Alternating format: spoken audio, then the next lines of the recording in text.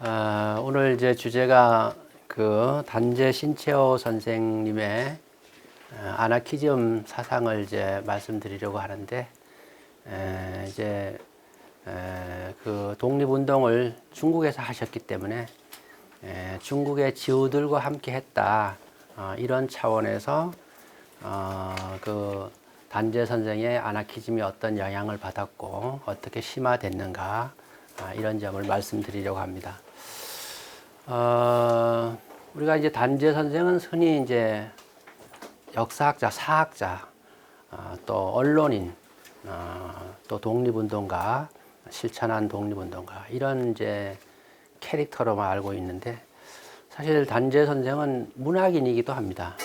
소설도 뭐 조금 이따 말씀드리겠지만, 용과 용의 대격전을 비롯해서 소설도 훌륭한 소설을 쓰셨고요. 더욱이 그 시도 50편이 넘는 시를 창작하셨습니다. 한시도 있고 한글시도 있고. 그래서 저는 이제 전공이 문학이니까 이렇게 훌륭한 문학을 성과가 있으신데 왜 지금까지 문학적으로 단재 선생에 대한 연구가 없었나, 이러한 이제 좀 의아심이 들고, 그럼 참 어떻게 보면 제가 단재 선생님을 이 문학적으로 조명할 수 있는 또 기회가 됐구나, 이런 생각을 하게 됐습니다. 그래서 오늘 문학적인 관점에서 또 그분의 문학 세계가 아나키즘이라면 그런 주제를 함께 살펴보려고 합니다. 그래서 앞에 서론에서, 그래서 그 첫째 단락에 지금 보시는 거죠, 보실 수 있죠. 그래서 이제 이 아나키즘 사상을 보려고 하는데, 왜 이 아나키즘 사상을 보려고 하는가 하면은 결론은 당연한 거죠. 왜 단재 선생님이 이런 아나키즘 사상으로 문학을 했는가? 그것은 독립운동을 하려고 했던 것이죠. 그래서 독립운동의 방안으로서 단재 선생이 아나키스트로서의 활동을 하신 거고요. 그 단재뿐만 아니라 중국에서 이 당시에 아나키스트로서 활동했던 모든 분들은 다 목표가 조국의 독립을 위해서 한 것입니다. 한 것이고, 또 이 조선인뿐만 아니라 단재 선생과 함께 했던 이 중국인들도 다, 이게 이제 일제 강점기고 침략기니까 중국인들도 다 한쪽으로는 조선의 독립을 위해서 연대한 것이고, 또 한쪽으로는 자국의 독립을 위해서 한 것이고, 그래서 그런 목표가 맞았기 때문에 한국인과 조선인과 중국인이 연대할 수 있었던 것이죠. 그래서 제가 해드리고 싶은 말씀은 많이 있는데, 이 아나키즘 또 아나키스트에 대해서만 해도 몇 시간 해야 되는데 다 할 수는 없고, 그래서 어쨌든 그동안 우리나라에서는 이 아나키즘에 대한 연구가 거의 없었어요. 그래서 이게 우리 흔히 여러분들 아나키즘을 무정부주의다 이렇게 번역을 해서 우리가 알고 있잖아요. 정부가 없는 것을 추구한다. 그래서 그거는 이제 너무 협소적인 개념으로 우리가 번역해서 해석한 것이고요. 이제 무정부만 있는 건 아니고, 기존의 이런 제도나 관습이나 그걸 상위의 국가가 있겠죠. 그처럼 한 인간의 자유를 억누르는 모든 것에 대해서 대항하려고 하는 그런 사상을 가지고 있는 것이죠. 그래서 그동안 우리 사회에서는, 우리 역사에서는 국가를 중시에 여겼는데 무정부주의다, 그러니까 국가에서 그 연구를 장려할 이유가 없잖아요. 특히나 우리가 이 남북 분단 상황에서 국가를 부정하는 이런 이념을 연구할 이유가 별로 없잖아요. 그래서 그동안 사실은 알게 모르게 이 아나키즘에 대한 연구가 금지까지는 아니더라도 거의 금지되다시피 했는데, 우리 사회가 경제적으로도 세계 10위권 국가고 문화적으로도 많이 발전하고 해서 이러한 이제 연구에 이제 그 범주가 넓어져서 근래에 아나키즘에 대한 연구가 꽤 활발하게 이루어지고 있습니다. 그래서 여러분들 더 관심 있는 분들은 뭐 서점에서 책을 보시면 요즘에 뭐 단행본 줘서도 아주 많지는 않지만 또 몇 권 나와 있을 정도로 이제 아나키즘에 대한 연구가 이렇게 활성화되고 있는 그러한 시기입니다.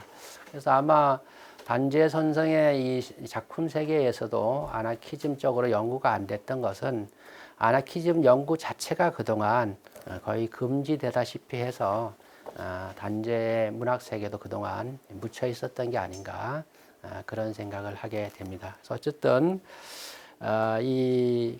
그러니까 이제 시대 상황이 이제 만약에 이 국가나 정부나 제도나 이런 법이나 뭐 이런 사회의 어떤 기층 세력에 대한 저항한다라는 차원에서 보면 지금의 아나키즘의 그런 보편적인 개념으로 이해한다고 치면 단재 선생이 살던 시대에 그러한 세력, 그러한 국가, 그런 정부는 누구예요? 그건 일본이잖아요, 일본. 그 단재가 기존의 정부, 국가, 제도에 저항했던 것은 곧 일본에 대한 저항인 거죠.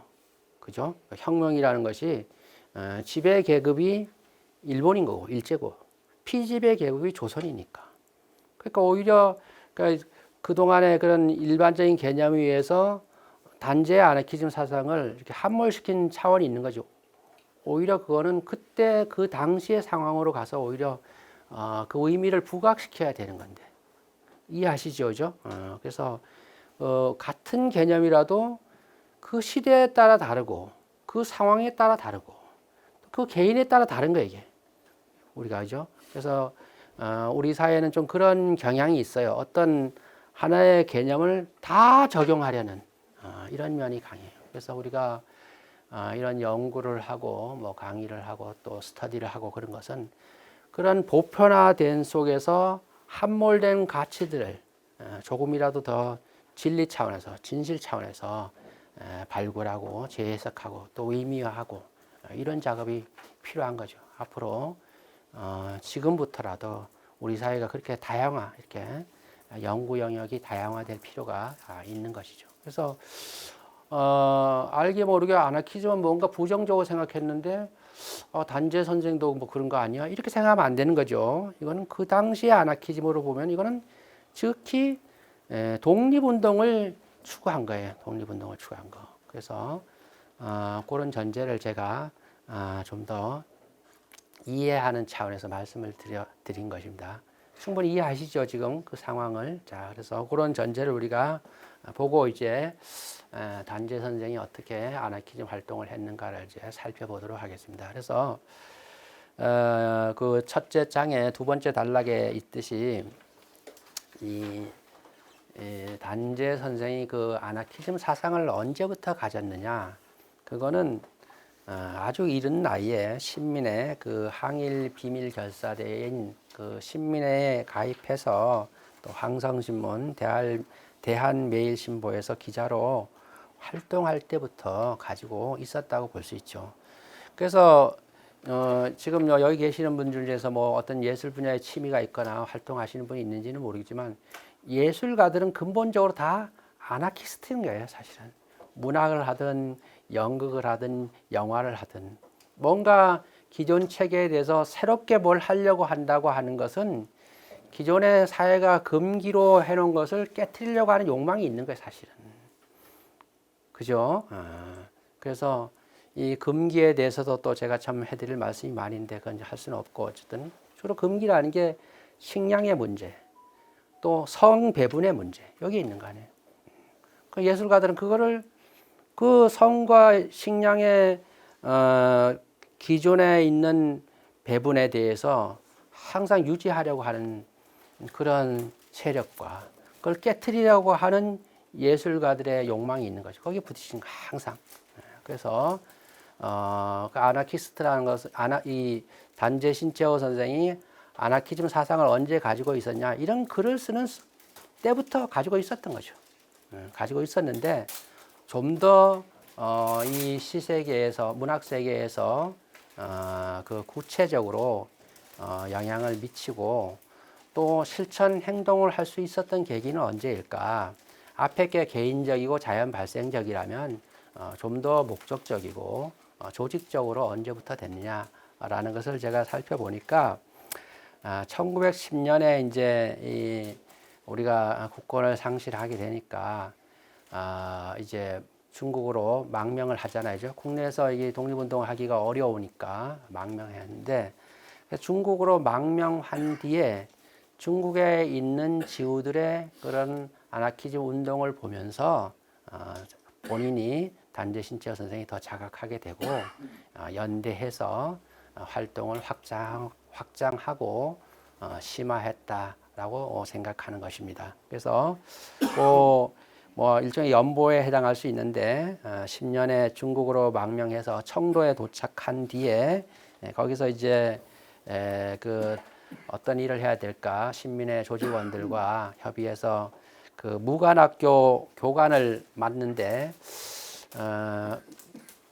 갔던 건 같아요. 무관학교에 갔던 것 같은데 거기서 구체적으로 활동에 대한 건 잘 없어요. 근데 아마 뭔가 그 조직 기반이 없거나 아니면 약간의 좀 뭐 트러블이 있거나 뭐 해서 거기서 활동은 직접적으로 하지는 않았던 것 같고요. 그래서 다시 러시아로 그 활동 지역을 옮겨요. 블라디보스크로 옮기는데 거기서 광복회 만들고 교포신문인 대양보 또 만들고 건업회 기관지인 건업신문에 또 주필을 했는데 위장병이 걸려가지고 너무 몸이 아파가서 다시 상해로 돌아오게 됩니다. 다시 돌아오는 건 아니고 상해로 이때 이제 상해 독립운동가들이 더 많이 있는 곳으로 옮기게 되는 것이죠.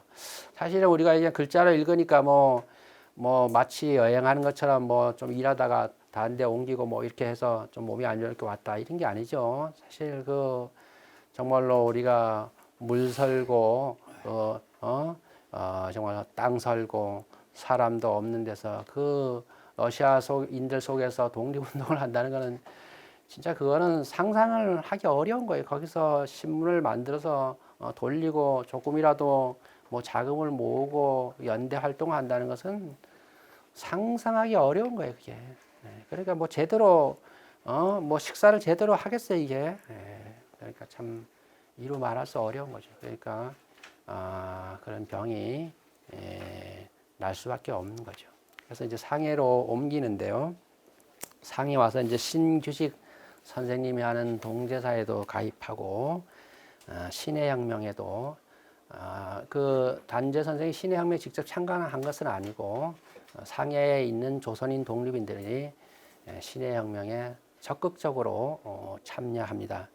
뭐 신해혁명에 대해서도 또 뭐 몇 시간 해야 되는데 지금 할 수는 없고 어쨌든 요지는 이런 왕의 나라를 황제의 나라를 중화민국으로 국민의 나라로 바꾼 혁명이 바로 신해혁명인 것이죠. 그래서 손문이 중심이 돼서 신해혁명을 했는데 그 성격은 그죠? 이런 왕조 체제에서 국민의 체제로 온 것이죠.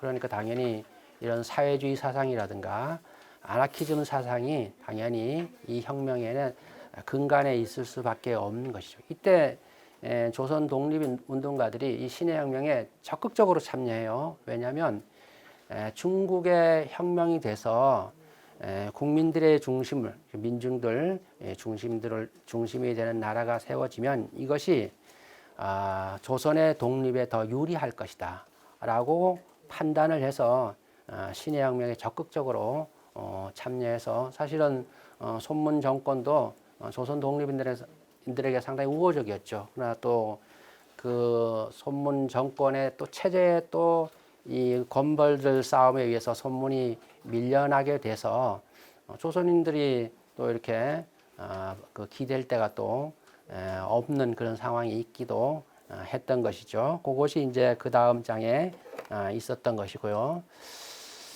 자, 그래서 이제 이러한 이제 그 신해혁명에 함께한 조선인들과 조선 독립운동가들과 단재 신채호 선생이 함께 했고요. 이러다 보니까 중국인들하고 이런 사회주의 사상가들 또 아나키스트들하고 이렇게 어울리게 됐던 것입니다. 특히 이제 그 파리 그룹에 있는 분들이 이 단재 신채호 선생하고 함께 했는데 파리 그룹에 대해서 조금 더 말씀드리도록 하고요. 그 다음에 이제 이 신해혁명이 아까 이런 하나의 왕조에서 중화민국을 만들었다고 했는데 이러한 일이 조선에서도 일어났던 거죠. 그것이 바로 19년에 일어난 3.1 운동이죠.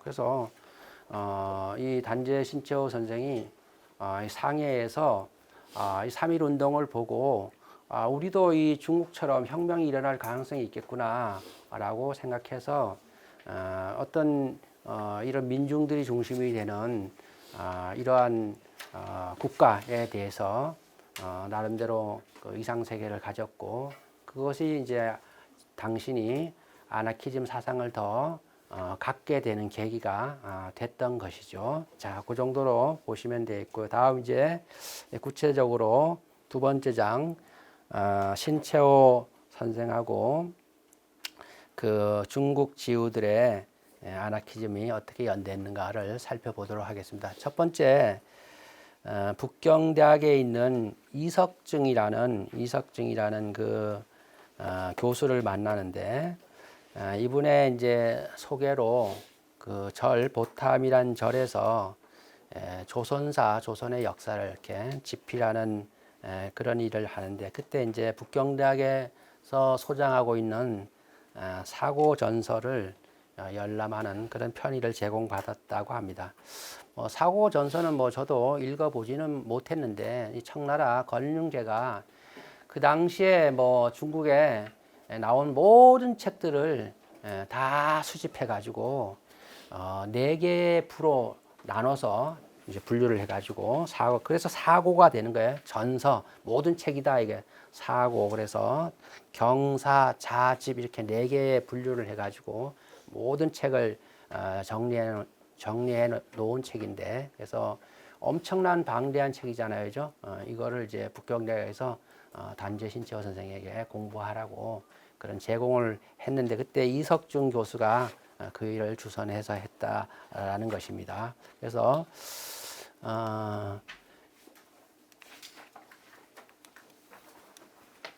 이석중 이분이 단재 신채호 선생과 정말로 그 가장은 아니지만 가장이라고 볼 수 있죠. 어쨌든 큰 동지적 활동을 하셨어요.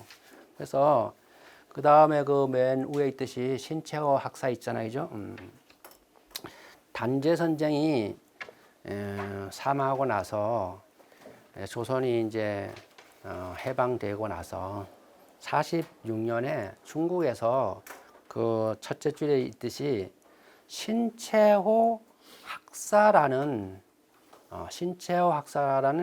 기념사업이 결성됩니다.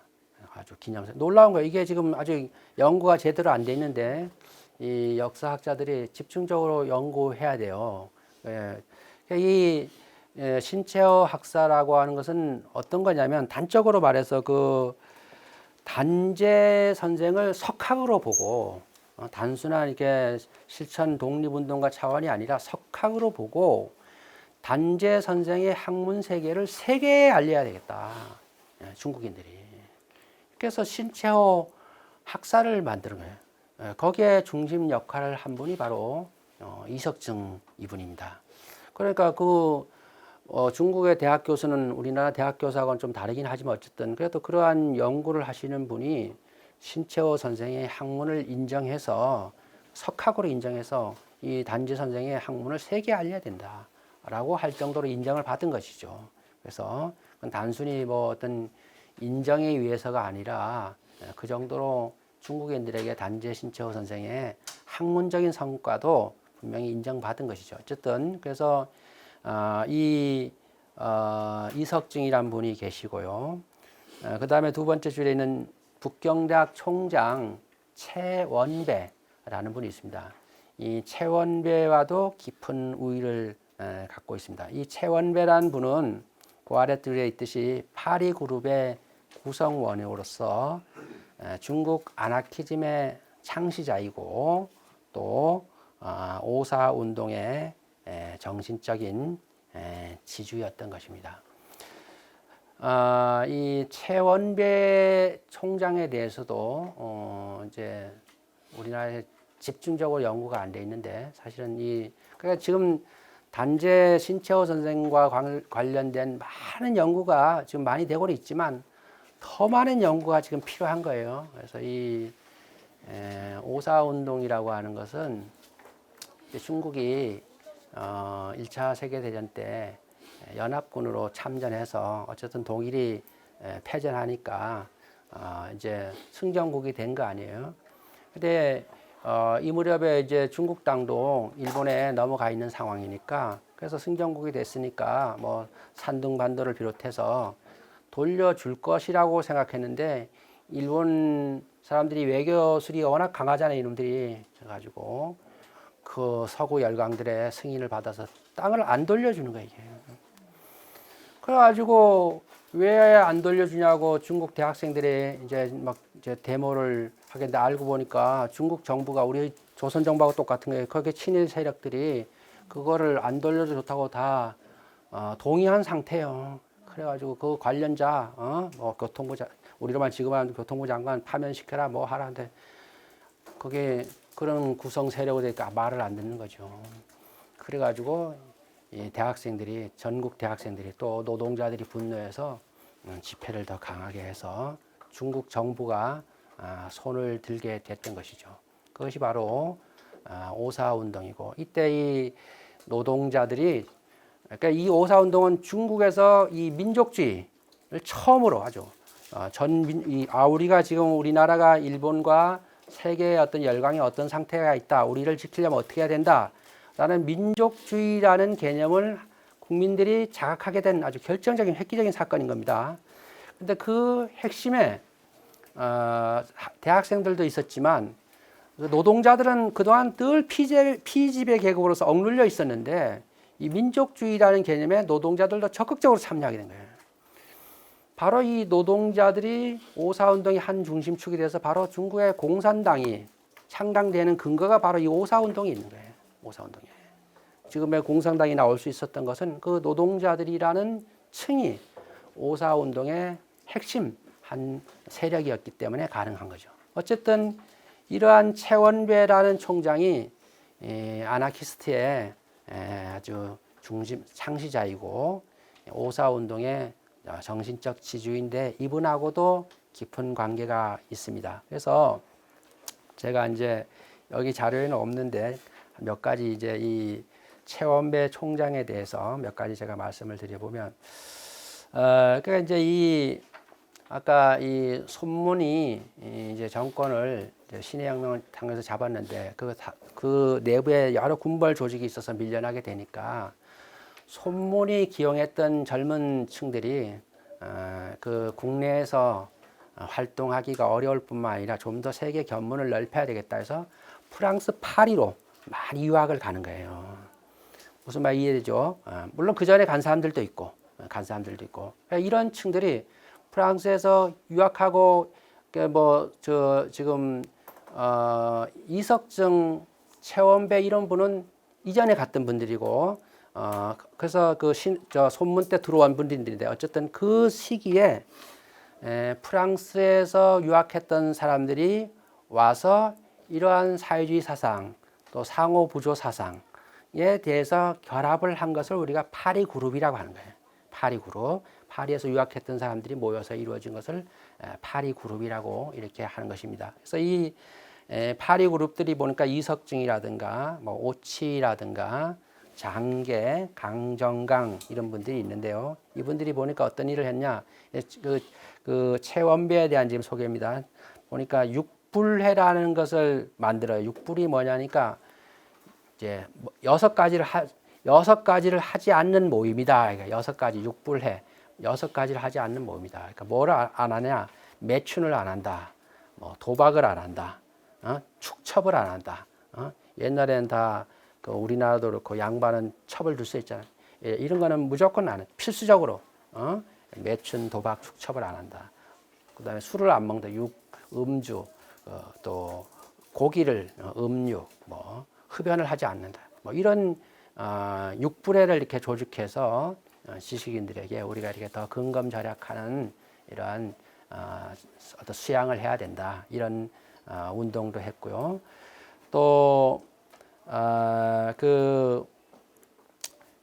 이제 아까 얘기해서 손문에 의해서 이제 일종의 교육부 장관이 됐었는데 일종의 그래서 이제 물러나게 되니까 본인은 이제 중국 젊은이들에게 대해서 이런 교육에 대한 기회를 많이 기회를 부여해야 되겠다라고 생각해서 중국인 청년 학생들을 프랑스나 영국으로 유학하는 그런 준비 학교를 만들어 가지고 한 해 뭐 100명씩 이래서 약 1000명 정도 이 최원배 총장이 중국 학생들을 외국으로 유학시키는 일을 또 했습니다. 대단한 거죠. 이런 준비 학교를 만들어서 했던 거.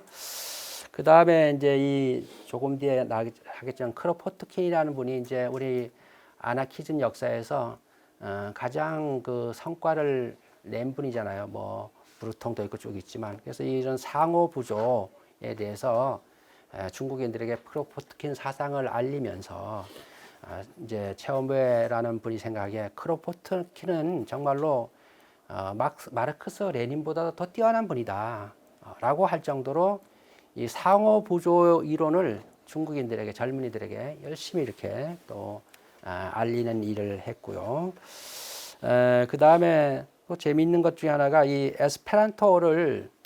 에스페란토라고 하는 것은 우리가 언어가 있는데 다 민족어를 쓰잖아요. 우리는 한글 쓰고 중국어는 뭐 한자 쓰고 일본은 히라카나 가타카나 있고 다 영어가 있고 다 민족어로 언어 생활을 하잖아요.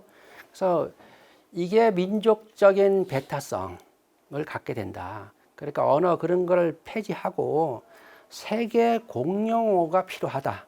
그게 이제 에스페란토예요. 이 학교를 이런 조직을 만들어서 이런 학교를 만들어 가지고 그걸 연구하고 그런 대회를 열고 강의를 열고 이런 일을 또 최원배라는 분이 하신 거예요. 하시고 또 우리나라의 그 독립운동가 중에서 이정규라는 분이 있어요. 또 이을규라는 분이 있고 그 형제간인데요. 이정규 형이죠, 그죠? 이분을 이제 그 북경대학에 경제학과에 편입을 시켜줘요. 경제학과에 편입을 시켜가지고 특히 이제 에스페란토도 이렇게 연구하게 하고 이렇게 직접적으로 조선 독립운동가에게 교육의 기회도 이렇게 제공해 주시기도 했고요. 또 동방잡지라는 그 잡지를 그 심해에서 발행하는데 그런 지원도 하게 되고요. 또 노동학교도 만들어 가지고 상호 부조에는 크로포트킨 사상에는 노동자들이 노동하는 것을 적극적으로 장려합니다. 노동자들이 노동을 해서 생산물을 만들어냈을 때 사회적인 불평등을 스스로 극복할 수 있다고 생각해서 노동에 대한 걸 적극적으로 이렇게 장려하는데 개인 노동이 아니라 연대하는 노동에 대해서 그래서 강조하는데 그래서 그런 노동학교도 또 만들고 그래서 제가 그 최원배라는 분이 그 중국 아나키즘의 창시자이자 오사운동의 정신적 지주라고 했는데 제가 지금 한 8가지 정도 이렇게 말씀드렸는데 이런 구체적인 업적이 있는 거예요. 이분이. 무슨 말인지 이해되시죠? 이런 분과 가깝게 교우했기 때문에 아무래도 이런 사상이 파리에서 또 유학하고 하고 그런 이론서를 많이 알고 또 중국의 젊은이들의 정신적 지주여서 그런 아나키즘 운동을 하고 하니까 단체 신채호 선생이 거기에 영향을 받게 됐던 거죠. 그건 당연한 얘기죠. 그래서 그런 관계가 있고요. 그래서 이제 서서히 이렇게 아나키스트로서 활동을 하려고 했는데 더 그 단재 선생이 자기의 사상을 굳히게 되는 계기가 일어나요. 그게 뭐냐면 그 두 번째 단락 있잖아요. 1919년 4월 11일에 상해 임시정부가 수립되는 것입니다. 우리 건국의 기준을 상해 임시정부로 설정하니 안 하니 정권이 바뀔 때마다 논란이 되고 있는데 참 논란거리도 아닌데 논란이 되고 있는데 어쨌든 사실 근데 또 적극적인 이건 제가 또 말씀을 적극적으로 드리려면 또 그만큼 논지가 필요한데 거기는 또 영역을 넘는 것 같긴 하지만 어쨌든 상해 임시정부의 독립운동 방향과 단재 신채호 선생의 독립운동 방향이 달랐던 거예요. 방법이. 그래서 상해 임시정부의 방법은 주로 준비론. 지금 당장 우리가 일본과 대적해서 싸우기 어려우니까 교육을 통해서 주로 교육을 통해서 좀 더 준비해서 우리가 자강을 해야 된다. 또 외교론, 그죠? 우리가 혼자 지금 독립하기가 어려우니까 서구 여러 나라들에게 우리나라 실정을 잘 호소해서 외교적인 도움을 많이 받아야 된다. 이런 준비론, 또 외교론, 개인이 좀 더 수양해야 된다. 수양론, 이런 것들이 중심이 된 그런 독립운동의 방향이었던 것이죠. 그래서 그 인물로 이승만이라는 이제 독립운동가를 상해 임시정부에서 국무총리 겸 대통령으로 선임을 했던 거죠. 그래서 단재 선생이 나는 거기에 동의할 수 없다. 나는 이승만에 대해서 나는 동의할 수 없다. 라고 해서 나는 이 상해 임시정부에 더 이상 못 있겠다. 그래서 이제 나오게 되는 거죠. 나오게 돼서 이때부터 단재 신채호 선생의 독립운동가의 길로 가는 거죠. 상해 임시정부와 다른. 그래서 그런 측면도 또 후세들에게 역사를 연구하는 데 있어서 좀 손해본 면이 있지. 혼자 가서 길을 해서 좀 너무 과격한 거 아니냐 이래가지고 단재 신채호 선생의 독립운동의 연구가 좀 손해본 면도 있죠. 이건 또 미묘하고 거듭 말씀드리지만 많은 더 논지에 대한 자료가 필요해서 이건 또 진짜 단행본 한두 권 내야 될 양이죠. 이게 이렇게 되게 된 것에 대해서만 해도 단행본 한두 권은 내야 될 양인 거예요. 어쨌든 단재 신채호 선생이 아나키스트로서 완전 확고하게 결정하는 계기가 이 상해 임시정부의 이제 설립 때문에 계기가 된 것입니다. 그래서 단재 신채호 선생이 그 독립신문과 대응하는 신대한 나오자 신대한을 창간하고 주필이 됩니다. 그래서 이 신대한의 그 창간사라고 하는 것이 다음 장에 나와 있어. 다음 장에 보시면 돼요. 다음 장에 보면 그 인용이 있는데 인용을 해석해 보면 그 아래에 한 줄 적에 대한 파괴가 곧 건설하는 것이다. 그러니까 적극적으로 일본에 대해서 파괴하는 직접 독립투쟁을 해야 된다. 진짜. 우리가 총칼이 없으면은 부직갱이라도 들고 싸워야 된다라는 주의죠. 직접 혁명을 추구한 것이 바로 이런 신대한의 요지입니다. 그래서 이러한 단재 선생의 이런 직접 투쟁론이 독립운동을 위한 직접 투쟁론이 처음 나온 건 아니고요. 또 이태리 건국 삼걸전이라든가 또 조선혁명선언에 다 나와 있는 얘기를 이제 좀 더 구체적으로 실천하고자 하는 거죠. 실천하고자 한 것입니다. 그래서 제가 그 다음 단락에 썼듯이 파괴를 통한, 그죠? 두 번째 단락 첫 번째 줄 파괴를 통해 건설을 추구하는 것은 아나키즘 운동의 구체적 실천이다. 그러니까 가령 지금 일제로부터 그 세워진 이 정부 체제, 일제로부터 운영되고 있는 이런 여러 제도들을 그걸 그대로 수용해서 어떻게 바람직한 조선 독립운동의 나라로 살 수가 있겠냐. 그 자체를 없애. 완전 파괴하고 새로 지어야지 제대로 된 조선 독립운동을 하는 것이지. 그걸 어물쩡하게 수용해서 뭐 이렇게 보수해서 될 것은 아니라고 생각한 것이죠. 그래서 이런 아나키스트들의 어떤 행동방이 어떻게 보면 좀 과격하다고도 볼 수 있지만 그 이론으로 보면 상당히 타당한 것이죠. 타당한 것이죠. 그게 어떤 조직을 만들려면 다 사람이 끼워 있는데 거기 기존에 있는 조직을 일제로 만든 조직을 거기다가 사람들이 다 섞여 있는데 그게 제대로 되겠어요? 그러니까 적정하게 타협할 수밖에 없는 거지. 그게 제대로 된 나라가 안 되는 거죠. 그래서 이 단재 신채호 선생의 구체적인 실천 방안은 우리 좀 더 긍정할 필요가 있고요. 자, 이렇게 상해에서 이런 신대안 내고 이런 주의를 하니까 독립운동가들끼리 이게 막 신대안을 또 임시 정부에서 좀 막 막으려고도 하고 그냥 또 알력도 있고 그러니까 이게 정말 어렵구나 해가지고 할 수 없이 단재 선생이 활동 영역을 옮기는 거예요. 그게 북경으로 가는 거죠.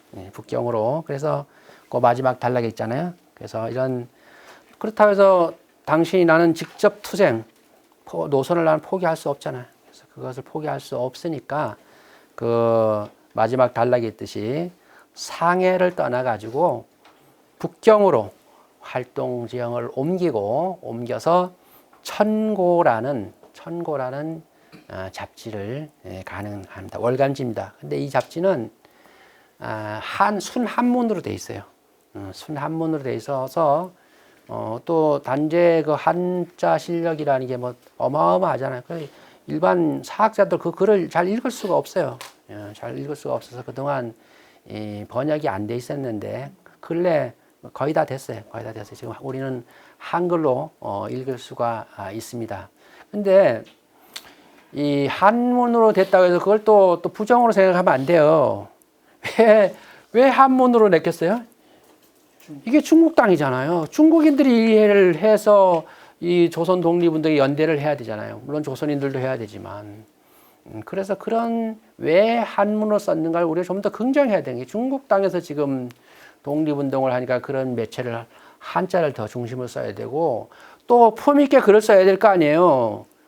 우리가 한글로 지금 생각해도 우리가 하는 말을 그냥 친구들에게 밥 먹으면서 하는 말투로 그 잡지를 내면 중국의 지식인들이 그걸 보고 뭐라고 하겠어요. 그러니까 좀 더 품 있는 말과 또 중요한 역사적 사실을 거기에 인용하고 해야 되니까 우리로 보기에는 상당히 한자도 어렵고 이런 것이죠. 그러나 그분이 왜 그런 책을 냈는가를 이해하면 당연히 이해가 되는 거죠. 이게 무슨 말씀 이해되시죠? 그래서 어쨌든 이 천고라는 잡지를 내면서 본격적으로 이 북경에서 활동을 하는데 이때 단재라는 필명만 쓴 게 아니고 그러니까 뭐 거의 혼자 다 쓰신 거죠. 이게 혼자 다 쓰시고 중국인들 좀 이제 그 필자들 받아들이고 해서 다 쓰시는데 책을 내는데 다 단재 내면 누가 좋아하겠어요. 그게 너무 단순하게. 그러니까 그 주제에 따라서 필명을 계속 바꾸는 거예요. 그래서 뭐 예를 들어서 제가 살펴보니까 지신, 뭐 신지 이런 필명을 써가지고 주로 이건 고대 역사 쓸 때 이런 필명을 써요. 또 뭐 진공 이건 조선의 어떤 이제 토지에 대한 이런 거 진공, 대공 이런 거는 뭐 화랑, 불가에서 쓰는 무사적 풍경 이런 글을 쓸 때는 주로 이제 대공 이런 필명을 주로 쓰고요. 이제 또 다음 쪽을 넘기시면 철퇴 뭐 이런 거 철퇴 이런 거는 뭐 포갑에 하는 어떤 뭐 이런 전쟁 같은 거 투쟁하는 거 남명 이런 이름은 크로포트킨 소개할 때 절괭생 이런 거는 조선인들의 어떤 일제 침탈로 인한 그 어려운 에세이 같은 거 쓸 때 이렇게 절괭생 여러 그러니까 이걸 연구한 분들 후학들도 대단한 거죠. 이게 단제 글이다. 그러니까 문체도 잘 봐야 되고 거기에 나온 핵심 키워드도 잘 봐서 이건 단제 거네 이렇게 하려니까 후학들도 연구를 많이 한 거죠. 그래서 제가 이 책을 보니까 김주현 선생이 이거를 했더라고 보니까 그러니까 참 김주현 선생이 신체어 문학 연구초라는 걸 이렇게 책을 냈는데 제가 이걸 보니까 참 이렇게 판명해 놓은 것도 참 잘하신 거고 참 수고가 컸던 거죠 보니까. 어쨌든 이 천고라는 잡지를 내면서 이런 이론 또 구체화하는 그 아나키즘 사상을 하는데 여기에 처음으로 크로포트킨 사상을 소개를 해요. 이 천고에서. 그래서 이제 그 이전도 물론 아나키스트의 사상을 가지고 있고 행동을 했지만 완전하게 이제 아나키스트로서의 이론을 가지고 행동을 했던 근거가 여기에 있는 거죠. 크로포트킨을 이제 이 천고란 잡지에 소개를 하면서 이분의 양력도 소개하고 이분의 사상을 소개하면서 나는 이러이러한 것을 어떻게 하겠다라고 했으니까 이제 그래서 그 첫 번째 단락에 있는 천고에서 신채호의 아나키즘 사상을 구체적으로 볼 수 있다라는 점에서 주목이 되는 것이죠. 그래서 크로포트킨의 죽음에 대한 감상 이런 글이옵니다. 그래서 이 아나키스트들이 우리나라도 참 언제 기회가 되면 또 제가 이거는 꼭 해드리고 싶은데 일제강점기 때 문학단체 중에서 카프라는 게 있었잖아요. 카프. 그 카프 내의 투쟁 중에서 이 아나키스트들하고 카프의 주류 세력들하고 이론 논쟁이 격렬하게 벌어져요. 이게 그래서 결국 소수인 아나키스트들이 배제 당하죠. 이게 배제 당하는데 크로포트킨이 똑같은 거예요. 레닌으로부터 이렇게 배제당하는 거예요. 그러니까 이 사회주의하고 아나키스트가 다른 점은 뭐냐면 똑같이 혁명을 추구하는 건 목표는 동일한데 사회주의는 훨씬 조직적인 거예요. 위계 질서가 있는 거예요. 그래서 어떤 상층부의 어떤 지도층에서의 결정이 있고 그것에 대해서 명령 체계를 인정하는 거예요. 왜? 조직의 어떤 정치화, 조직의 목적화를 위해서는 조직이 있어야 될 거 아니야. 그렇기 위해서는 효과적으로 뭐가 전달되고 행동을 하려면 이게 하나의 조직적인 움직임이 필요하잖아요. 그러니까 누군가는 앞장서고 정보 제공하고 거기에 따라서 분업화돼서 행동하고 이런 게 필요하잖아요. 근데 아나키스트는 그거를 거절하는 거예요. 상층 하층이 없는 거예요. 다 동등한 조건에서 그런 혁명을 추구하는 거예요. 그래서 이제 조금 이따가 하겠지만 단재 신채호 선생이 국채 그 위체 사건을 본인이 직접 위장을 해가지고 유명원이라는 이름을 가명을 써서 그 위체를 바꾸러 간단 말이에요. 근데 그 정도의 위치에 계시고 중요한 역할을 해야 될 분이 본인이 그 행동을 안 해도 되는데 그렇잖아요. 좀 아래 부하가 있다면 좀 시켜가지고 이렇게 하라고 할 수도 있는데 본인이 왜 그걸 했느냐. 그게 바로 아나키스트 사상이 그런 거예요. 사상이 상하가 없는 거예요.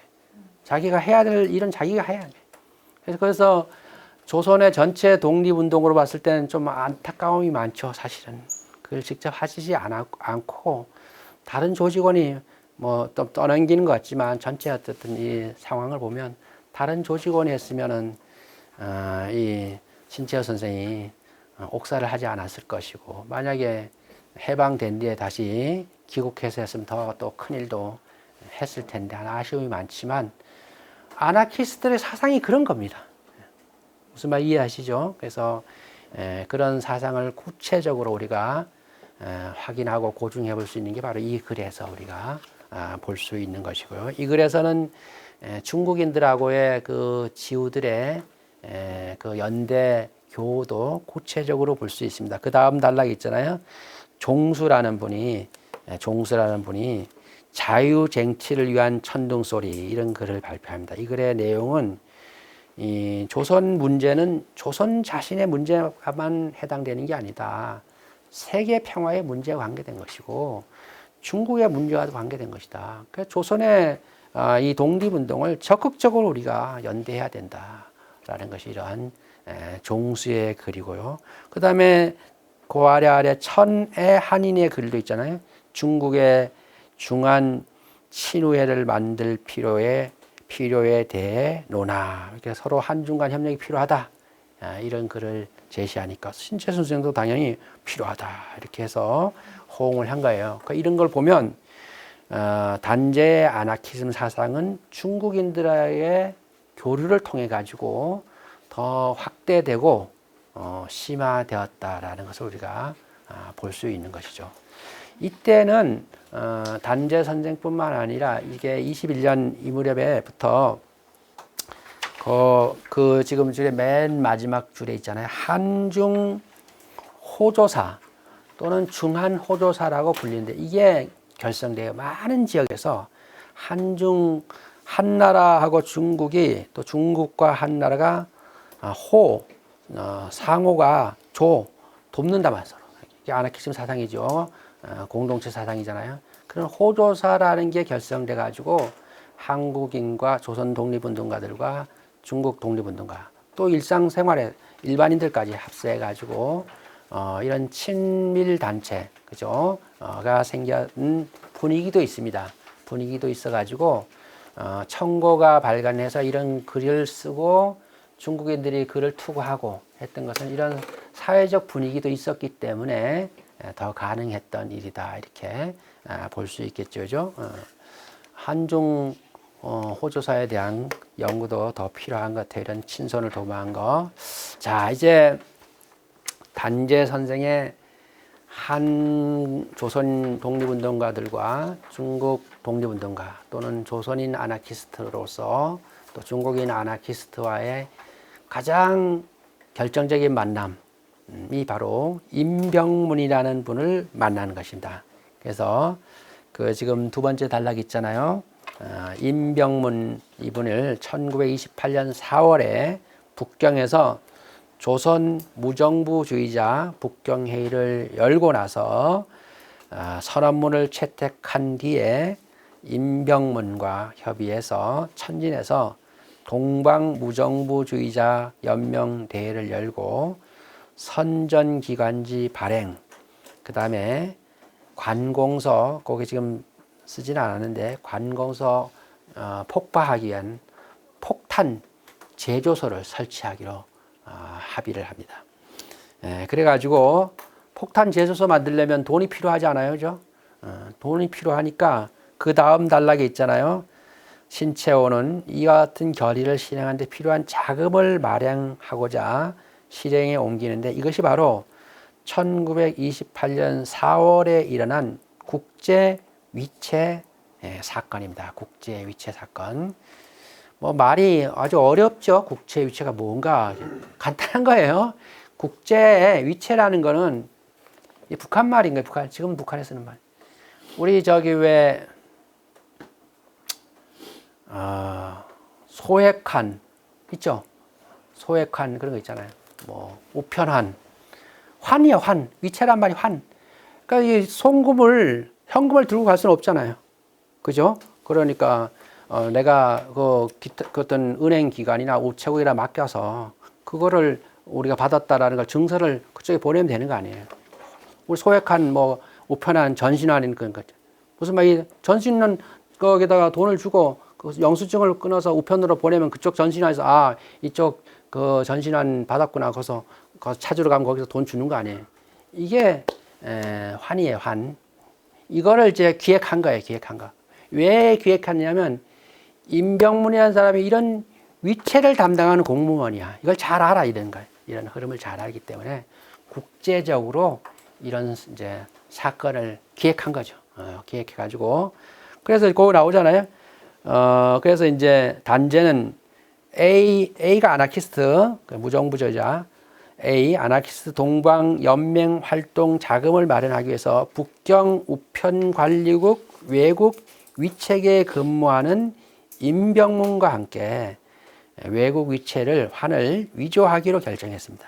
그래가지고 뭐 약 6만 4천 원 정도 이렇게 해가지고 임병문은 조선 만주 맡고 이필이라는 사람은 일본 맡고 단제는 대만을 맡기로 했어요. 대만을. 그래서 그 지금 발표문 아래 세 번째 줄에 있잖아요. 아래서 임병문, 이필연, 단제. 그래가지고 임병문이가 만주에 있는 대련은행에 가가지고 위채 2,000원을 장동하라는 가명으로 찾아가지고 북경의 이필연에게 붙이는데 성공을 해요. 성공을 해요. 아주 그래서 이제 이제 고무된 거죠. 그래가지고 이제 단제 신채호 선생도 그 다음 장 있잖아요. 그 다음 장에 유맹원이라는 가명을 쓰고 중국인으로 변장해서 그죠? 자신이 책임진 1만 2천 원을 찾기 위해서 일본을 거쳐 대만 기륭항에 도착했는데 대기하고 있던 일본 경찰에 체포된 거죠. 그래서 이제 재판 과정을 거쳐서 옥살을 하게 되는 것이죠. 근데 이제 이 재판 과정에 대한 1차, 2차, 3차, 4차 뭐 다 있어야 될 거 아니에요. 근데 뭐 중국에서 하니까 우리나라 지금처럼 뭐 이렇게 통신이, 교통이 발달한 시절이 아니니까 다 기록은 없고요. 동아일보에 나온 기록인데 1929년 그러니까 그 일어난 지 1년이 지나서 1년이 더 지났네. 1년 반 정도 지나가지고 10월 3일에 사회 공판이 이루어졌어요. 이게 동아일보에 실리는데 사회 공판 상황이 이제 실리는데 그 재판장하고 단제 선생하고 이제 묻고 답하는 장면인데 이렇게 물어요. 동방연맹의 주장 가장 앞장이 누구냐 물으니까 임병문이다 이렇게 얘기해요. 그럼 임의 소개로 동방연맹에 가입했나 물으니까 그렇다. 이렇게 대답을 합니다. 이런 걸 보면 이 동방연맹의 중심 인물이 임병문이라고 볼 수 있어요. 볼 수 있는데 그건 좀 더 생각해 봐야 돼요. 왜냐하면 임병문도 이제 체포됐잖아요. 체포됐는데 지금 이제 29년 10월에 이건데 28년 5월에 이제 이 단제 선생이 체포되는데 3달 있다가 임병문도 그 전에 이제 체포됐는데 3달 있다가 감옥에서 폐병으로 세상을 떠요. 그러니까 재판 받기 전 1년 전에 임병문은 세상을 뜬 거예요. 이렇게. 그러니까 이 당신의 아나키스트 조직을 지키려면 모든 책임을 임병문에게 넘기는 거죠. 임병문이 대장이다. 임병문 대장이다. 이렇게. 그러니까 전략적으로 또 임병문을 이렇게 넘겼을 수도 있는 거예요. 그죠? 있었어요. 그러니까 좀 이거는 좀 더 해석을 해봐야 돼. 그렇다고 하더라도 어쨌든 임병문 이분이 이 단제 신채호 선생과 이 폭탄 제조소를 설치하기 위해서 이 아나키스트 운동을 할 때 이제 위체를 이렇게 국제 위체를 일으키는데 분명히 주도적인 역할을 한 것은 사실이겠죠, 그죠? 참 그러니까 단제 신채호 선생도 대단하시지만 임병문 이분도 대단한 거죠. 조선의 독립을 위해서 자신의 이런 최고의 어떤 그 분야에 잘하는 분야를 잘 이용해 가지고 함께 했다는 것이 참 대단한 거 아니겠어요, 그죠? 참 우리가 기회가 된다면 임병문에 대한 진짜 후학들이 감사에 진짜 좀 찾아가지고 좀 인사도 드려야 되는 거 아니에요, 지금 우리나라가 더 여유 있고 그런데 이게 참 우리가 글자로 이래 읽지만 그분들의 이러한 행동을 하는 과정의 그 갈등들, 그 고민들, 두려움들, 불안감, 그거 참 상상하기 어렵지 않아요, 그게? 그게 정말로 우리가 진짜 그런 감사한 마음을 가져야 돼요. 어쨌든 이렇게 해서 이러한 아나키스트로서의 단제 신채호 선생의 연보라고 할까 생애의 과정을 우리가 살펴봤습니다. 그래서 참 이렇게 직접 투쟁을 한 모습이 참 대단하시고 존경하시지만 거듭 얘기하지만 제 개인적으로 이렇게 큰 일을 하시고 그 많은 학식을 가지시고 그 독립운동가 후학에게 큰 영향을 미치고 계시는 분인데 좀 더 좀 목숨을 좀 지키셔서 더 넓게 그죠 독립운동을 이렇게 움직이시고 좀 더 짜내 그죠 이렇게 이끌고 했으면 더 좋았지 않았을까 그런 생각을 제가 단재 선생을 생각할 때마다 그런 아쉬움을 가집니다. 어쨌든 자 이런 단재 선생의 이제 아나키스트에 대한 생애를 말씀드렸고 이제 이러한 것이 이 작품에 나타났다. 그래서 작품에 어떻게 나타났나라고 본 것이 이제 저의 글인 것이죠. 그래서 세 번째 이제 아나키즘 문학에서 첫 번째로 소설로 다 할 수가 없으니까 소설로 지금 그래서 용과 용의 대격전 이런 것을 이제 제가 살펴본 것이죠. 이 작품은 이름이 창작자가 연시몽인이라는 필명을 썼습니다. 연시몽인. 연시라는 것이 바로 북경을 나타내는 거. 연시.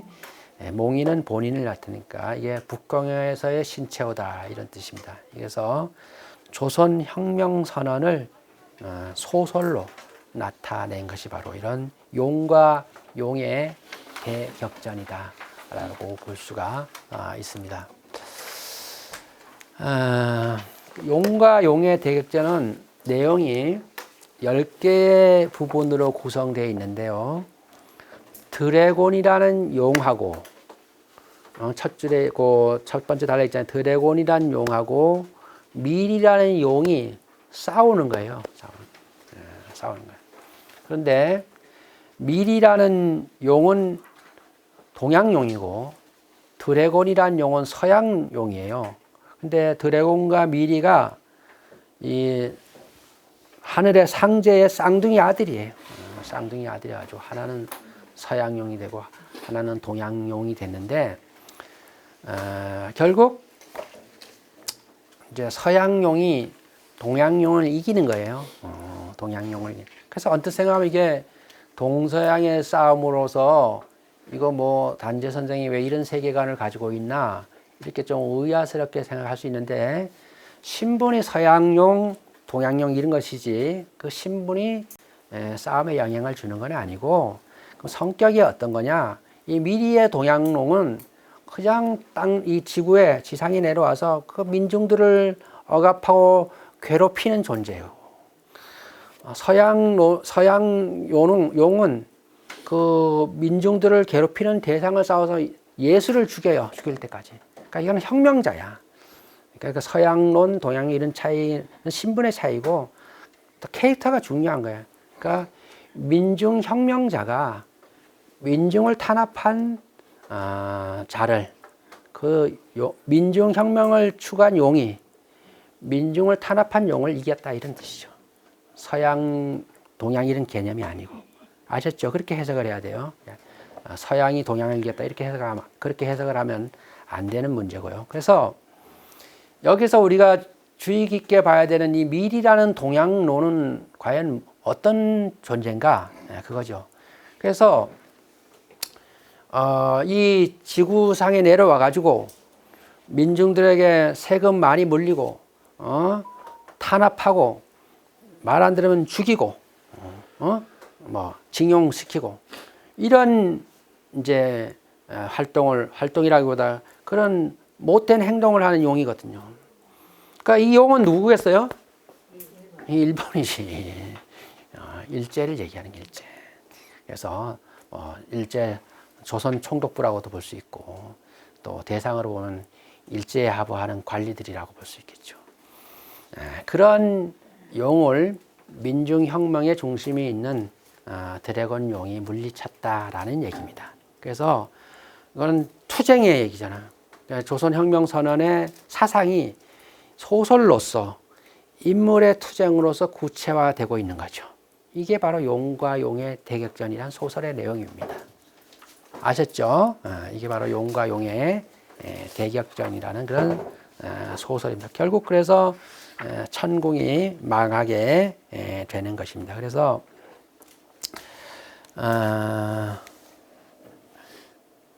그 아래 인용 위에 인용이 있고 그 안에 인용이 있고 인용에 있는 첫 번째 단락 이렇듯 미리는 침략 전쟁에서 앞장서서 조선 민중들을 잔인하게 탄압한 일제의 통치자를 상징한다라고 보시면은 되겠습니다.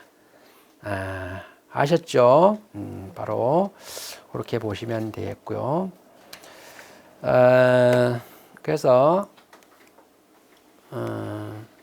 다음 장의 끝부분에 한 세 줄 정도 보면 이런 게 이제 그 직접 투쟁인데요. 직접 투쟁인데 민중들이 주체가 되는 직접 투쟁인데 그래서 파괴와 조선혁명 선언에 나와 있는 이론을 여기 적용해 보면 파괴와 건설이 둘이 아니라 하나이므로 민중적 파괴는 반드시 민중적 건설을 가져온다고 확신한다. 단제는 조선 민중이 민중적 폭력으로 일제를 파괴하면서 새로운 조선의 건설이 도래할 것이므로 암살, 파괴, 폭동 등으로 강도 일본을 타도하겠다고. 폭탄을 제조해보려고 했던 게 바로 이러한 아나키즘 사상에 의해서 임병문과 함께 구체적으로 폭탄을 제조하기 위해서 그런 위체를 사건을 일으킨 것입니다. 자, 그렇게 보시면 되겠고요. 다음에 이제 시도 보겠다는 것이죠. 시. 그래서 시는 칼부름, 무궁화의 노래, 매암의 노래 이런 작품을 제가 했는데 뭐 이거 외에도 각주에 32고 각주에 보면 뭐 여러 개가 있어요. 이거 외에도. 그래서 소설도 마찬가지고. 근데 가장 아나키즘 사상이 제가 보기에 잘 도드라진 작품을 일단 이렇게 뽑아 놓은 거죠. 다른 세 편만 있고 소설이 용과 용의 대격점만 있는 게 아니라 다른 소설도 다 있는데 더 부각되는 작품만 이렇게 한 거죠. 그러니까 이것만 해도 정 단행본을 또 한 권 내야 되는 거죠. 사실 이것만 해도 한 권도 더 낼 수 있는 거죠. 이것만 해도 한 편 한 편을 다 해설을 한다고 해설하고 분석하면은 뭐 이것만 해도 또 단행본 한 권 이상이 나와야 되는 양이죠. 지금. 어쨌든 칼부름, 그 다음에 무궁화의 노래, 매암의 노래입니다. 칼부름 같은 시를 보면 시에 그 위에서 시에 그 인용 있잖아요. 내가 살면 대적이 죽고 대적이 살면 내가 죽나니, 그죠? 죽나니. 그래서 그 쪽을 넘기면 칼 들고 왔다. 대적아, 너 칼이 세던가 내 칼이 센가 싸워보자. 물러서지 않겠다. 단전 선생님. 대적은 당연히 일제죠. 너 칼이 센가 내 칼이 센가 싸워보자. 물러서지 않겠다는 직접 투쟁에 대한 걸 아주 전면적으로 해서. 그래서 단재 선생은 역사라고 하는 것은 아와 비와의 투쟁이다 라고 하셨잖아요. 조선혁명 선언에서도. 그 아와 비와의 투쟁의 모습이 이 시에서 구체화 된 거죠. 대저가 싸워보자.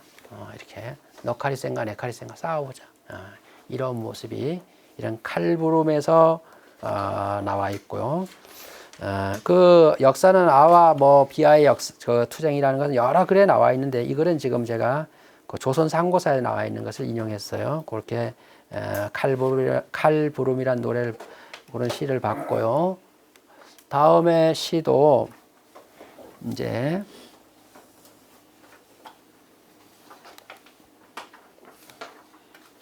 이거 안 넘어가나? 이거 안 넘어가지? 다음에 시가 이제 무궁화의 노래입니다. 무궁화의 노래. 그 다음에 보셔요. 무궁화의 노래. 그래서 제가 안 되니까 그 자료가 다 있으니까 보시면 되겠죠. 예, 보면 무궁화는 뭐 말 뜻대로 우리의 국화잖아요. 국화에서 무궁화의 노래라고 하는 것은 뭐 조선 민중의 노래라고 이렇게 볼 수 있는 거죠. 그죠? 그래서 그 무궁화가 어떤 마음을 가지고 있냐, 거기에 보셔요. 시 끝부분에 열사에 매운 핏물, 사발로, 바가지로, 동이로 가져오너라. 내 목이 너무 마르다. 이런 분명하잖아요. 어떤 의식인가. 그죠? 그래서 조선 독립을 위해서는 피를 흘릴 수밖에 없다. 피를 흘리는 것에 대해서 두려워하지 마라. 동의로 마시고 싶다. 이렇게 아주 강렬한 그러한 투쟁 의식을 보여주고 있습니다. 자, 이렇게 투쟁 의식이 강렬한 걸 우리가 이 시를 통해서 봤고요. 다음에 시가 또 있습니다. 근데 이 단재 신채호 선생님이 놀라운 거는 이육사 시인도 그랬지만 윤동주 시인도 그랬고요. 이분들이 왜 독립운동을 할 수 있었냐면은 그 시기의 문제지 조선은 반드시 독립한다라는 걸 믿었어요. 조선은 반드시 독립한다. 시기의 문제지 조선은 반드시 독립한다. 라고 확신이 있었던 것 같아요. 그러니까 독립운동을 할 수 있는 거야. 확신이 없으면 독립운동을 할 수가 없어요. 내가 아무리 해도 독립이 될지 안 될지 몰라 이러면 할 수가 없지. 반드시 된다, 독립은. 이런 믿음이 있었던 거예요. 그래서 이런 매암의 노래에 이런 시를 보니까 이 시는 독립을 위해서 직접 투쟁 차원을 넘어서 해방이 된 뒤에 어떤 세계를 만들어야 되는가에 대한 이상세계를 제시한 거예요. 이상세계를. 그 점이 아주 높은 거예요. 그래서 그 시의 끝부분에 뭐 공명이나 부귀, 명예 이런 게 기치 않다. 개는 개요, 소는 소요, 말은 말이요. 매아민은 매아민이라. 이렇게 아주 긴 시인데요. 이렇게 시를 끝맺고 있는데 그거를 이제 해석을 좀 더 해보면 자, 지금 다음 장에 아래 단락 있죠. 의의 제5연에서는 보이죠? 보이시죠? 거기를 보시면 되겠습니다. 그래서 그걸 조금 읽어드리는 게 좋을 것 같아요. 의의 제5연에서는 앞에 시가 이제 있는데 긴 시인데 의의 5연에서는 매암의 세상을 노래하고 있다. 여름은 매미들의 시대고 녹수는 매미들의 가양이며 이슬은 매미들의 양식이다. 그리고 아비가 매암이기에 아들도 매암이고 사내가 매암이기에 아내도 매암이다. 그만큼 공동체 가치가 구현되는 거예요. 공동체 가치가. 이 매암이 노래한 세상이라고 하는 것은 공동체 가치가 구현되는 것이고요. 생활이 평등하고 이름도 차별도 없어 저절로 좋을시고 흥이 나는 거예요. 6년에서는 매미들의 세계를 가장 이상 세계로 노래하고 있습니다. 아래 매미들이 살아가는 세계는 위험이 없고 평화롭습니다.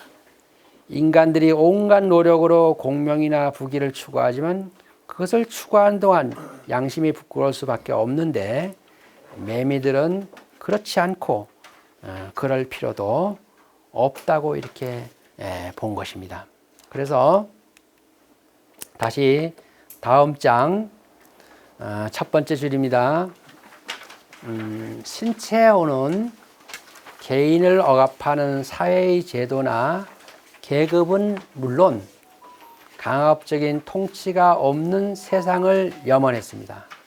개인의 자유가 보장되고 평화가 영위되며 공동체의 가치가 구현되는 세계를 희망한 것입니다.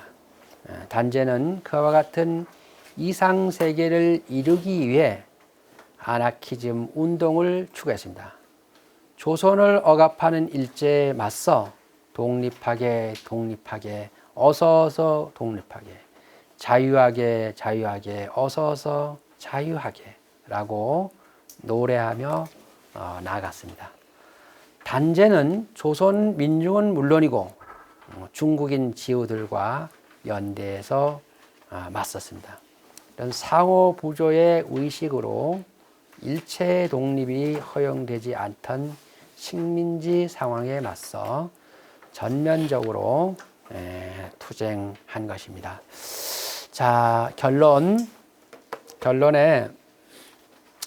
아래 단락 보겠습니다. 신채호 보이시죠? 결론에 다음 장에 신채호는 이런 아나키즈 운동을 통해 궁극적으로 민중 해방을 추구했습니다.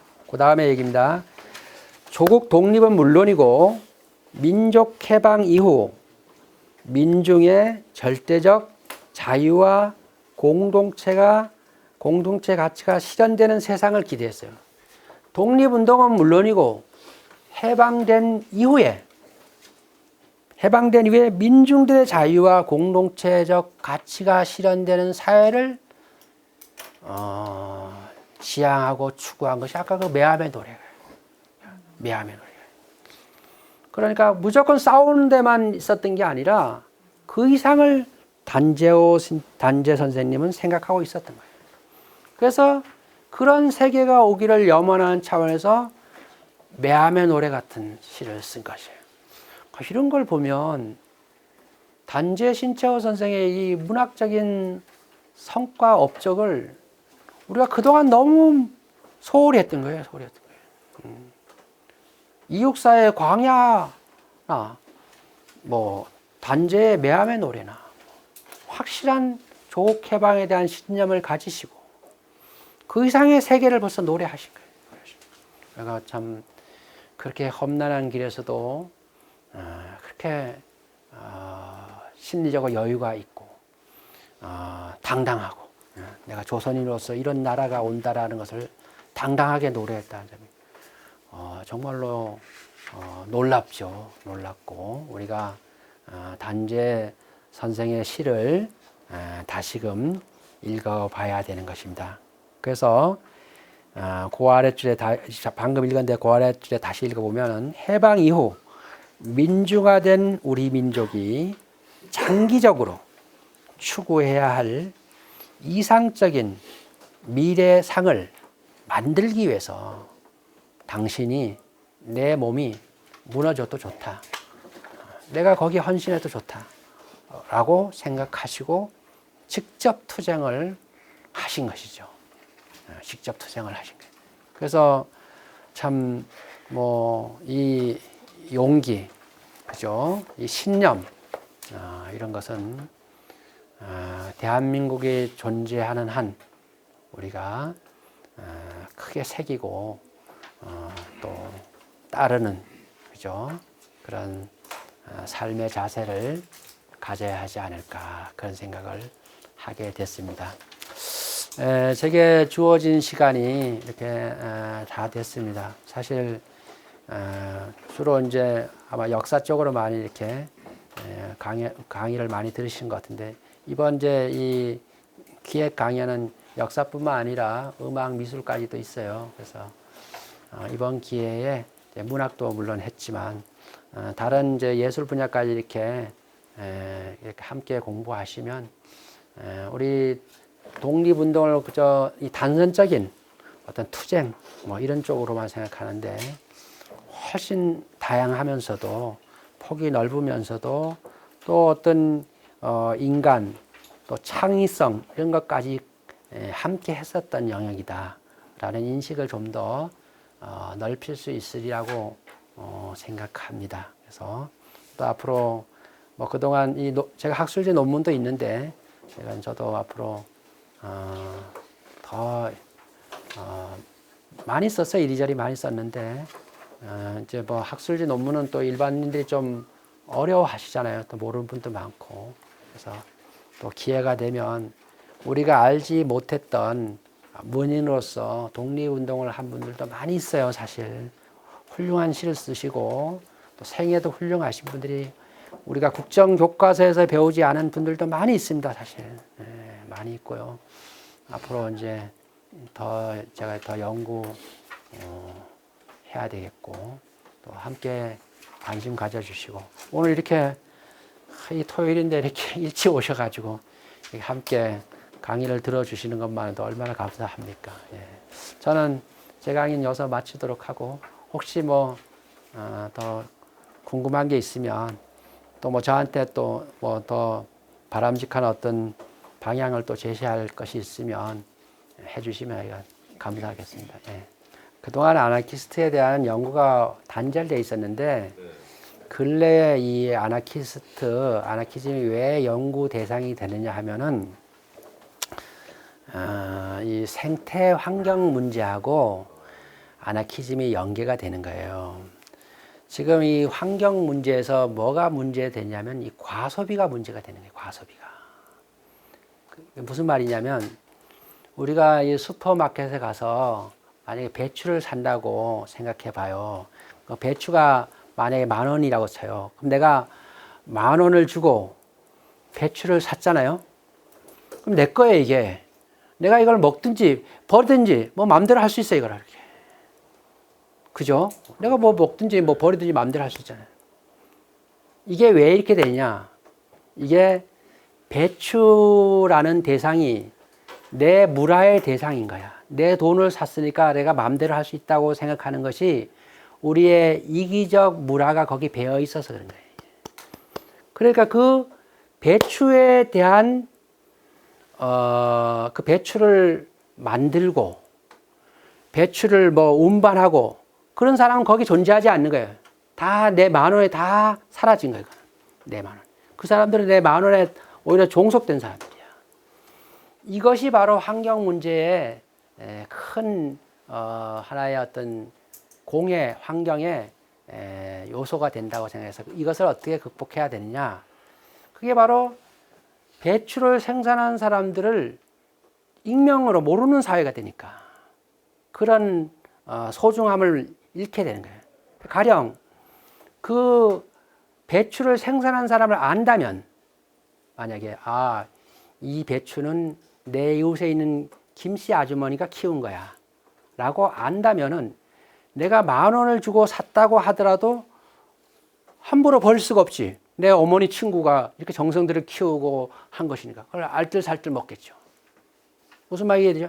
이처럼 이 현대 자본주의 사회에서 물건을 사고 파는 과정이 다 익명화돼 있어. 그래서 이거를 내 돈 10,000원에 마음대로 쓰거나 버리고 할 수 있다고 해서 과소비가 이루어지는 거예요. 쓸데없는 다 제대로 활용하지 않고 버리는 물건이 너무 많은 거예요. 이게 환경 문제에 큰 오염이 된다고 생각해서 바로 아나키스트들이 생각하는 이런 상호부조라는 공동체주의라고 하는 것이 공동체주의라고 하는 그 카테고리 속에서의 그 구성원들의 이름을 아는 정도의 사회를 만들면 좋겠다. 그것이 지금 이런 과소비로 인해서 지구의 종말이 지금 기후재난도 막 자꾸 생기는데 지구를 더 인간을 중심으로 하고 지구를 살리는 길은 이런 아나키즘 사상에서 추구하는 공동체주의, 상호부조가 필요하다라고 해서 원래 정치적인 이런 이념이었는데 이제 우리가 80년대 후반이 들어오면서 우리가 이제 경제 성장이 되고 이러저런 예술 문화 영역이 더 관심도 많아지고 넓어지면서 아나키즘 사상이 그런 생태 환경의 필요성에 의해서 다시 조명받게 돼서 연구가 된 거예요. 그동안 단절돼 있다가.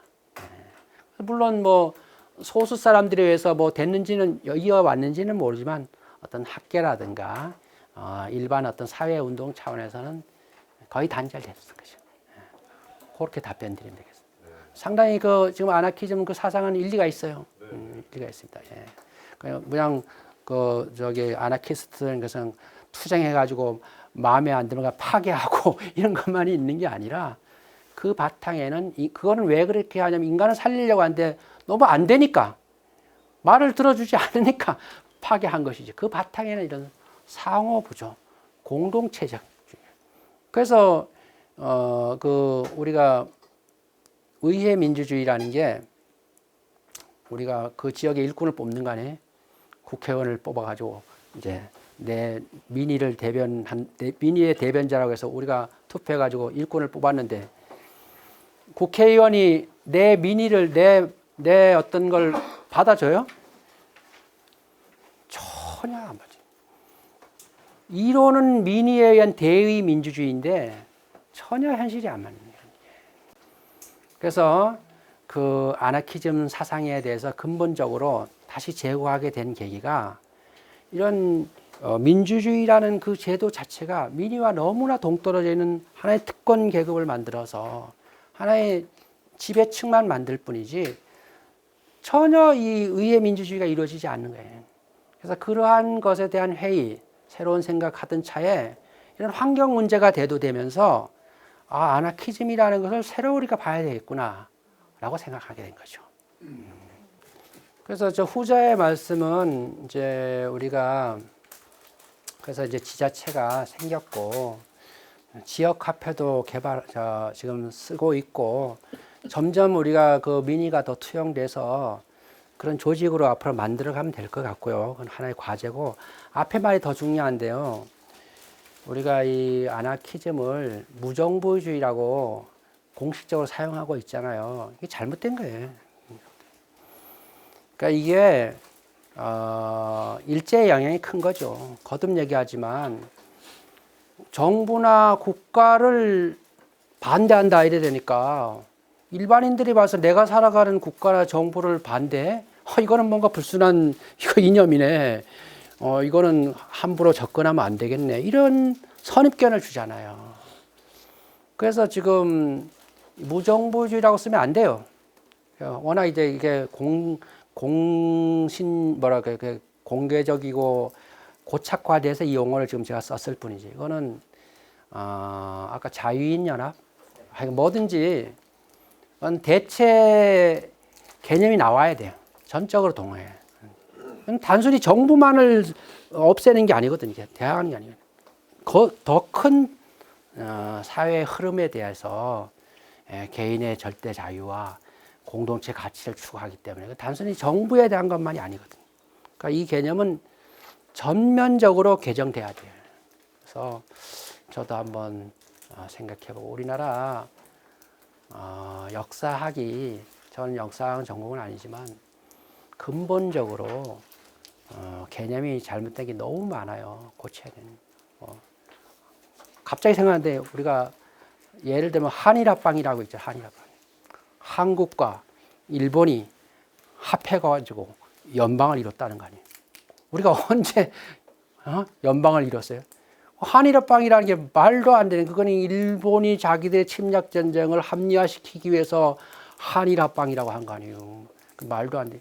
이런 용어가 고쳐야 될 게 너무 많은 거예요. 어떻게 한일합방이 그런 치욕적인 말을 우리가 국사 교과서에서 공식 용어로 씁니까? 말인지. 무정부주의도 마찬가지예요. 이건 전면적으로 고쳐져야 돼요. 정 안 되면 그냥 아나키즘을 해야 돼. 정 안 되면. 이게. 그래서 이거 참 좋은 지적이고, 저도 이건 그 개념을 새로 만드는 데 대해서 동참하겠습니다. 이건 전면적으로 고쳐져야 될 용어입니다. 예. 말씀과 관련해서 예. 한일 병합이라고 요즘에 쓰거든요. 근데 앞에다가 수식어를 하나 붙였는데 강제적 한일 병합이 되는데 병합 자체가 수평적인 합의라는 게 관계돼 있어서 굉장히 그 이상한 말입니다. 아닌 것 같아요. 그건 뭐라 해도 아닌 것 같고 또 그것도 지금 한 예로 지금 제가 갑자기 문득 떠오른 생각이 돼. 그건 절대적으로 다른 개념이 와야 될 것. 당연히 있죠. 그게 네 사람이 그러니까 지금 국제 위체 사건으로 구속된 사람이 네 분입니다.